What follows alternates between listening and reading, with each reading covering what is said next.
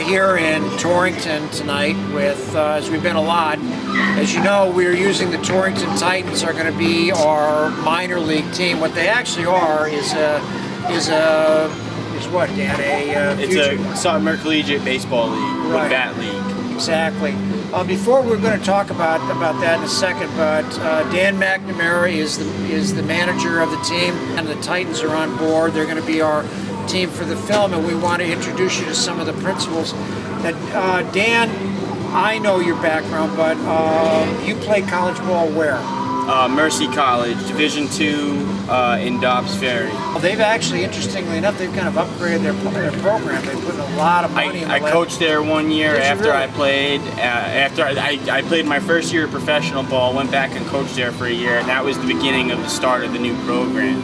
And that was like the first time we made the conference playoffs in like 20 years. A really neat story, since we have a chance to talk about this. Very typical of some of the issues we present on the website and everything. I had a kid that pitched a total of 4 innings in 4 years of college, of high school. Wow. Never got a look, never got a chance. He approached me, I told him take a year off, get your mechanics better, and he ended up getting a full scholarship at Mercy. So it shows what you can do if you're allowed to develop. Now, tell us about your pro career. You went from Mercy to what? Can you give a little Yeah, sure. I went from Mercy College to playing in a professional winter league where I signed my first real contract with the Texarkana Gunslingers in the Continental Baseball League. They no longer exist anymore. The following year, I was with the Brockton Rocks in the Can-Am League. I was with them for 2 years. Actually, the start of the second year, I did a brief stint in spring training with the Bridgeport Bluefish. Was released, went back to Brockton. Was released again. I want to interrupt you because I want to.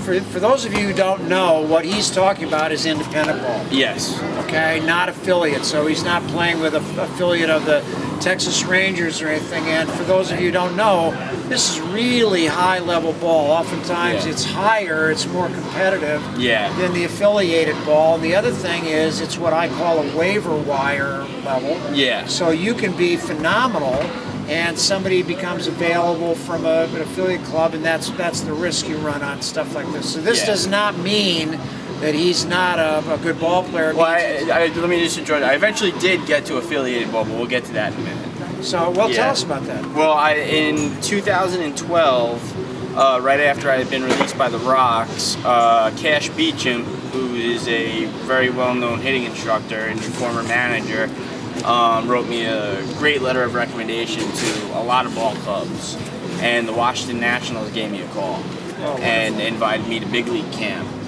And and I only spent a week and a half there, but it was the greatest week and a half of my life. That's great. And it was unbelievable. And from there, I moved on to the Newark Bears, back to independent baseball, where I played another 2 years and then retired. And now I'm here. But you were injured also, correct? Yeah, I was injured a couple times. Just being a catcher, I hurt my knee, I hurt my back. My back was hurt in a car accident one night. That's why I got released from the Rocks a second time. I was coming home to visit my wife. We had an off day the next day, and unfortunately I got into an accident, and I tweaked my back just a little bit, so I needed to have a little back surgery. So obviously my season was over at that point. And then after that is when I hooked on with the Nationals. After that, the Newark Bears. But my last year in pro ball, I tweaked my right shoulder making a throw to second, and when I mean I tweaked it, I tore the labrum, and my arm has never been the same. And I retired at the end of that season, and now I'm managing and having the time of my life. For a lot of guys, even at my age, I still get like this. You want to play, but for a lot of guys, find a huge satisfaction in giving your knowledge and working with younger players and helping them. And it's really amazing. It really is spiritual, isn't it? It's spiritually satisfying. It's really a great experience to be able to work with kids and give them some of that. Absolutely. Some of that not to mention that I was told I would probably make a better coach than a player. So there's that too. So But now you're here. This is your first year as the manager of this team, Yes. and you're going to be here next year as well. Yes, I will. That's correct. So, and we're shooting this over the year, so he's going to be with us. And last thing is, can you describe for those of those who don't know what this level is? I know that in the tape we did about the tryout, you talked about that, but can you describe for them? This is college players, but what? It's the cream of the crop, as I said, and you know, these are the guys that are either going to get drafted. Some of them have already been drafted, and you know, maybe turn down the contract because they foresee in a couple of years some improvement in themselves, and they'll get more out of it. So this is really the college cream of the crop, and it's an amazing experience just to work with these guys. You know, I call it sometimes a pre-draft league, you know, because this is where you come to play before you end up going to play pro ball. But nonetheless, and one of the reasons I'm saying this is because I know, and you know, and the public is I feel victimized by this lack of knowledge of what that difference is. Yeah. Even at this level, which is the best of college players, a lot of these kids don't have professional swings yet. They don't have not all of them. Exactly, that they have. It's not just playing time, it's knowledge. Yeah. And as we've talked about so many times, that there's a standard that you have to meet. Yeah. I remember what we talked about with Berto is how these guys don't hit to the opposite field correctly yet. They have mechanical issues with their swings. Yeah, well, because in college they teach you to throw low and away all the time because it's the metal bats, and they don't want them to come inside. You know, if you come inside, they're gonna hit it somewhere far.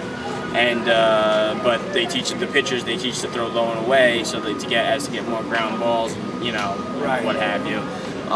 So these guys have developed a lot of them, like they're slap hitters, you know, because it's what they've learned, and they've not learned, but kind of developed as they've gone through their college career, and that's only the pitch they're seeing. So they're trying to slap the ball the other way. Right.